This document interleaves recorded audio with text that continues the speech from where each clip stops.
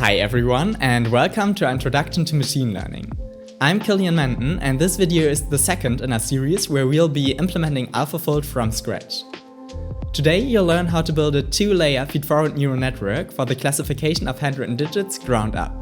We'll use nothing but the basic tensor operations we've learned about in the last video. There are already a bunch of great videos out there that teach you basically the same thing.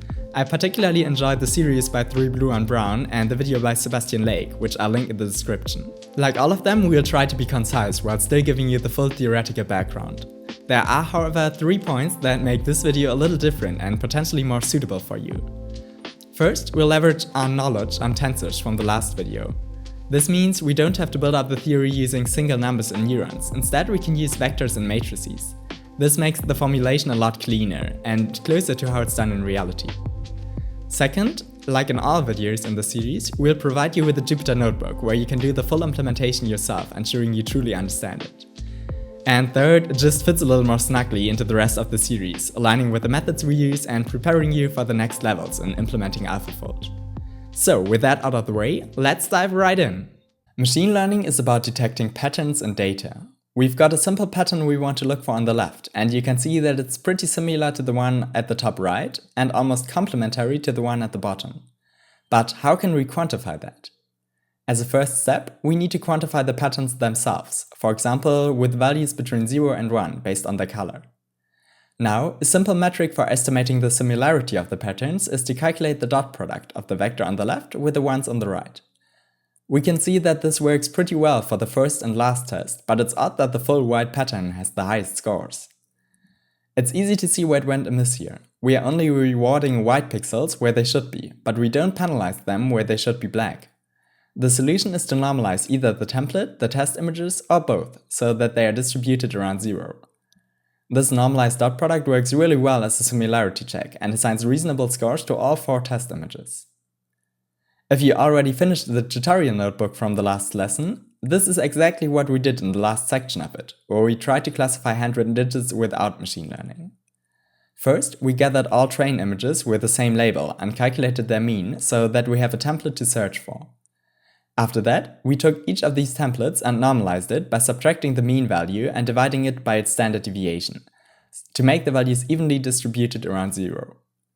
Then, to test the validation images, we multiplied them against the templates pointwise and summed the values up over the different pixels. This is equivalent to the dot product for the one-dimensional images we saw before. In fact, we could also flatten the images and templates so that they are one-dimensional themselves, making the dot operation between them a simple matrix multiplication of the templates against the transposed validation images. And with this simple method, we already reach an accuracy of about 80%. Going to machine learning, we do exactly the same thing with 2 small differences. First, features like the agreement with the templates are calculated hierarchically, not in a single step. And second, the values for the weighting aren't calculated by some classic algorithm, like we did here with using mean images as weights for the pixels, but are learned to fit the data. Let's start with the first point, hierarchical features. The idea is simple. Looking at the digits, many of them share characteristic features, like a circle in the top half of the image or a diagonal line in the center. We could come up with any number h of these features, with a template for each of them. The templates would be flattened images, where pixels that should be white in the matched features have positive values, while pixels that should be black in the matched features have negative values. These templates would be gathered in a matrix W of shape H784. Multiplication of the test images with the matrix would result in a vector of shape H with high values for features that are present in the image and low values for features that are not present. What's shown here are numbers from a real computation. The pictures were loaded as tensors with values between 0 and 1 and flattened to 784 element vectors. The templates on the left were normalized and the numbers on the right are the dot product of the image of the 8 with the templates. This is equivalent to the matrix vector multiplication as it's written here, where the rows of the matrix are the normalized, flattened templates. We can see that even though we normalized the templates, the values are not distributed around 0, they are all positive. That's because all images look somewhat similar, with the white pixels all closer to the center and the black ones closer to the rim. But this positive drift isn't a big problem. If we wanted to, we could add a bias, that is a constant vector, to the output to compensate for it. Looking at the scores, they seem to make sense. The upper circle, the lower circle, and the diagonal all have high scores, and they are all definitely parts of 8s. The horizontal lines both have low scores. Most so the top horizontal line, which reaches pretty far in the area that should be black for images of 8s. Mathematically, we can check if the extracted features are that of an 8 by repeating our first step, giving positive weights to features that should be present and negative weights to features that shouldn't be. We can write these weights in the row of a matrix and multiply our feature vector against it to get a score for how much the features resemble those of an 8. Here, the images on top of the matrix are just a reminder, showing which feature this location is a weight for. We can fill the rest of the rows of the matrix with the correct feature weights for the other digits and get a 10 by 8 matrix that, when multiplied against the features, gives a score of how much the features look like each of the 10 digits. This operation is often visualized using a graph like shown here. The circuits represent individual neurons, which are just numbers, and the layers of neurons are, from left to right, the 784 element input image, the 16 element feature vector, and the 10 element output vector. The next layer is computed from the previous by multiplying it against the associated weight matrix.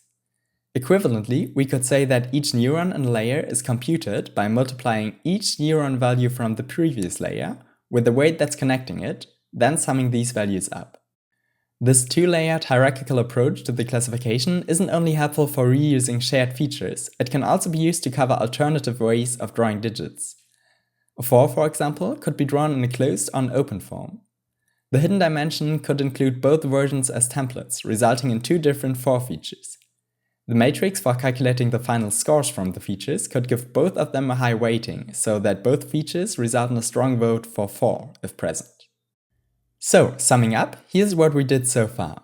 We started out with our 784 element input vector.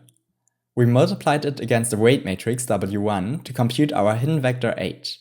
Here, the rows of W1 represent flattened images of patterns we might be interested in, with negative values at pixels that should better be black to match the template, and positive values at pixels that should better be white to match the template.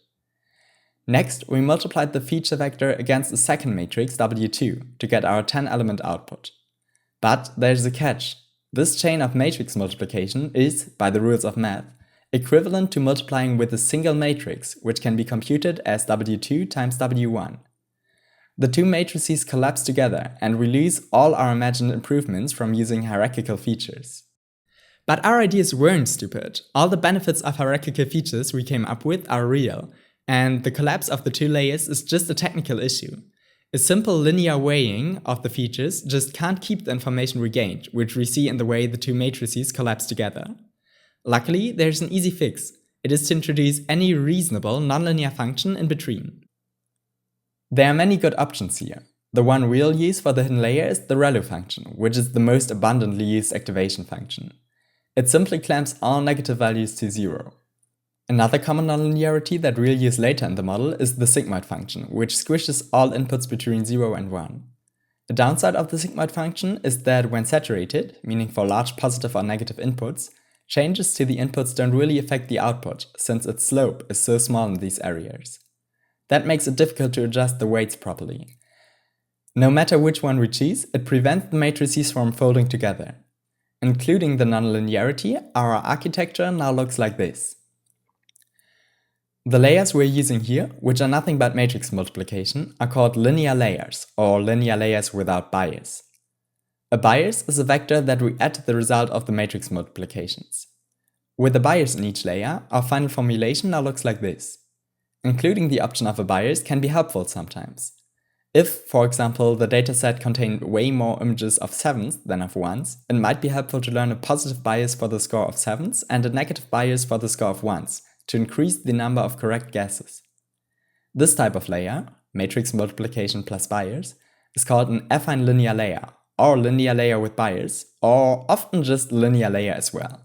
Schematically, our model looks like this. An affine layer going from 784 dimensions to 16, followed by a relu activation, and another affine layer going from a dimension of 16 to 10. Additionally, we can include a sigmoid function at the end to get values between 0 and 1 as outputs. What comes next is the magic of machine learning. We've talked a lot about what good values for the weight matrices might be. Truth is, we don't need to decide on them. We simply choose them as the values that lead to the best result, using an algorithm that's astonishingly simple. To get to that point, we first need a way to tell our computer what the best result is, or at least what makes a result good. That's not too difficult. For a specific input image, we know what we want the output to be like. A vector where only the output at the correct index is 1, while all other outputs are 0. This is called a one-hot encoding of the label.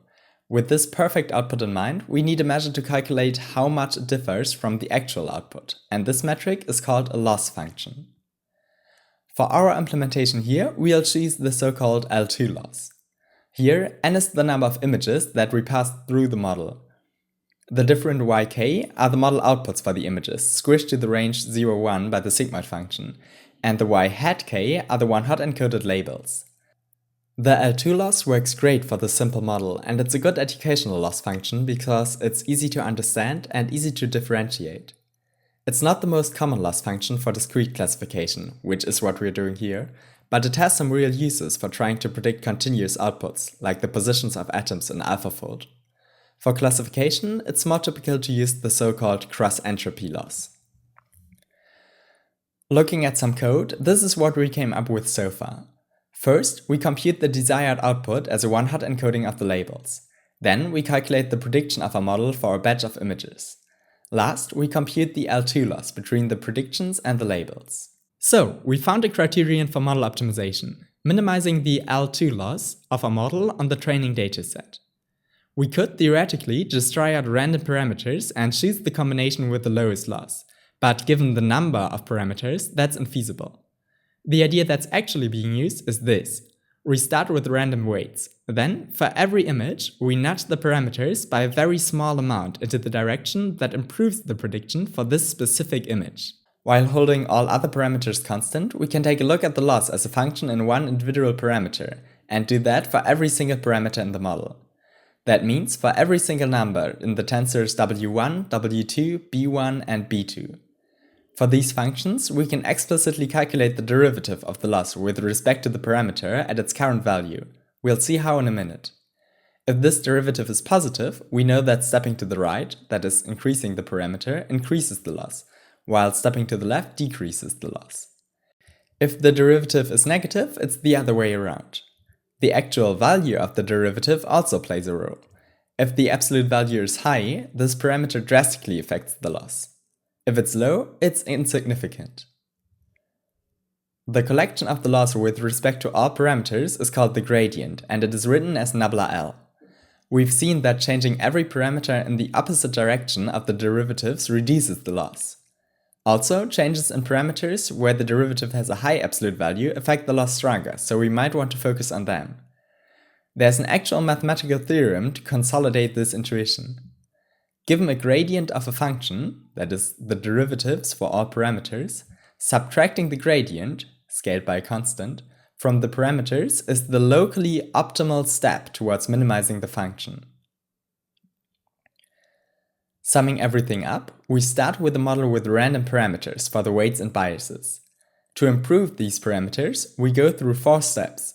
First, we calculate the forward pass of a model for a batch of n images.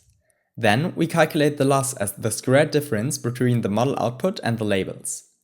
After that, we calculate the gradients for all parameters. This is often called the backward pass or backpropagation, as the computation requires us to go back through the layers. Last, knowing the gradients, we subtract them from the parameters to improve the prediction. We repeat all these steps until the model is well trained and test its performance on a dataset we didn't use for training. This process of minimization is called gradient descent or stochastic gradient descent, and all that's left to do is to actually calculate the gradients. We'll go through the calculation of the derivatives rather quickly. If you aren't super involved in math, this might be challenging for you, but it's not too important that you understand the individual steps anyway. Calculating the derivatives is something that PyTorch does for you automatically, and we'll just do it by hand this once in the Introduction to Machine Learning.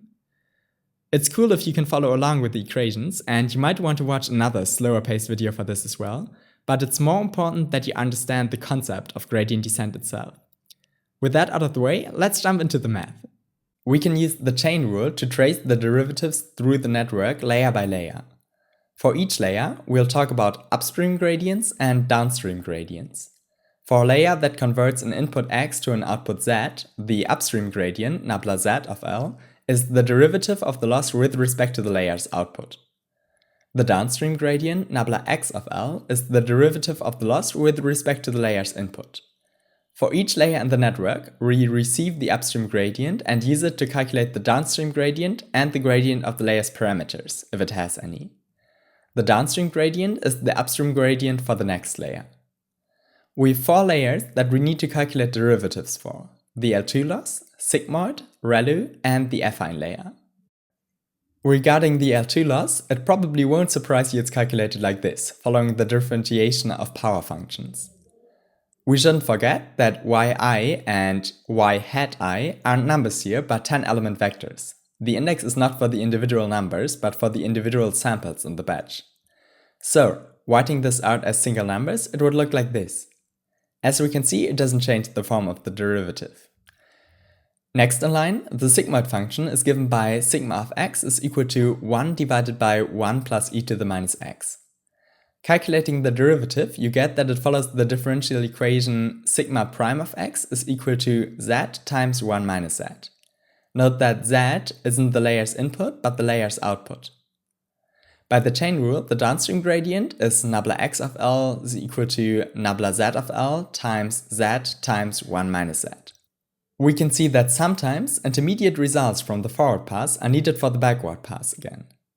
For example, here, the layer output z is required to calculate the downstream gradients. In the tutorial notebook, we'll gather all values needed for backpropagation during the forward pass into a cache object. This cache is returned along with the layer's output in the forward pass, and it is used during backpropagation.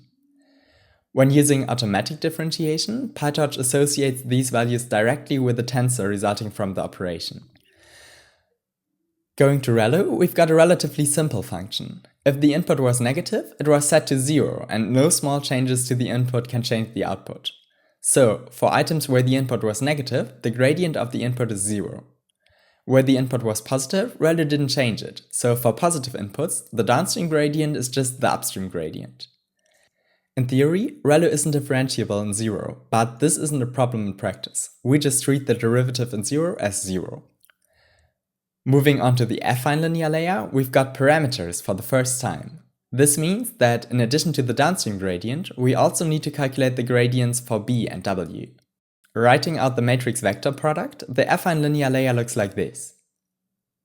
From this form, we can read out the derivatives by using the chain rule. The derivative of zj with respect to bj is 1, so the derivative of the loss with respect to bj is the derivative of the loss with respect to zj, meaning the gradient of b is just the upstream gradient. For the calculation of the downstream gradient, note that each of the xj is involved in the calculation of each zi. It seems intuitive to add up all these different paths that influence the loss, and it's also a proven mathematical theorem. The multivariate chain rule states that the derivative partial L with respect to xj is the sum over all partial L with respect to zi times partial zi with respect to xj. We can read off the derivatives of zi with respect to xj from the computation above. It is wij. Note that if we had wji here instead of ij, this term would be matrix vector multiplication. So, with the indices as they are here, the downstream gradient is the matrix vector multiplication of the transposed weights against the upstream gradient. Finishing off with the gradient of the weights, we see that wij is influencing L by zi. The derivative of zi with respect to wij is xj. So, by the chain rule, the derivative of the loss with respect to wij is the derivative of the loss with respect to zi times xj. This is the outer product of the upstream gradient and the input. Note that if the loss was calculated on a batch, as is usually done, zi and xi have an additional batch dimension, and the calculations here will also include the batch dimension. As w and b contribute in all iterations in the batch, we get their gradients from summing up the batch dimension. That was a lot of math in very little time. However, you'll see in the tutorial notebook that each individual step is actually not too difficult to compute and seldom involves writing more than one line of code. To prepare you for doing this yourself, we'll go through an example together: the computation of the downstream gradient in the affine linear layer. The mathematical formulation is written at the top. The downstream gradient is the matrix vector product of the transposed weights and the upstream gradient. This might sound complicated, but the key takeaway is that the downstream gradient is a linear calculation of W and the upstream gradient. Knowing this, we can start by writing down a Torch.Einsam expression with an empty equation string and the operands W and dz. Next, we'll construct the equation string to match the dimensions. Given the shapes of W and dz, we'll name the input dimensions I and O for W and N and O for dz. The resulting gradient should have the shape NCin, which corresponds to Ni with the names we've chosen. And this is the full code for the implementation. Moving away from the derivatives, let's summarize what we've covered today. We began with the concept of using dot products between images and templates to measure agreement. We then stacked multiple of these dot product with template layers together, creating a hierarchical approach to feature detection and allowing for the identification of alternative styles.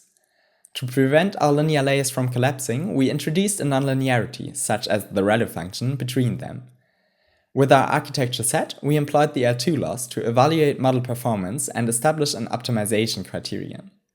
Finally, we trained the model by using gradient descent to minimize the loss. In the tutorial, we'll put all these steps together and implement a ready-to-use machine learning model for handwritten digit recognition. When you're ready, head over to the notebook and start the actual implementation. This was a really quick dive into machine learning.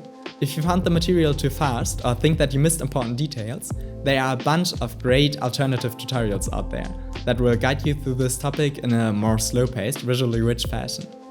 However, I don't think you're doing anything wrong by just trying to do the implementation yourself, even if you're a little unsure.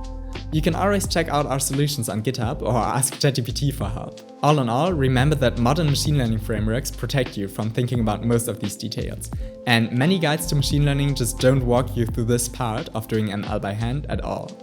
Personally, I think it's really educative, but you don't have to worry about the rest of the series on implementing AlphaFold just because you didn't like the vector calculus for the derivatives. So, good luck with the tutorial notebook and happy coding!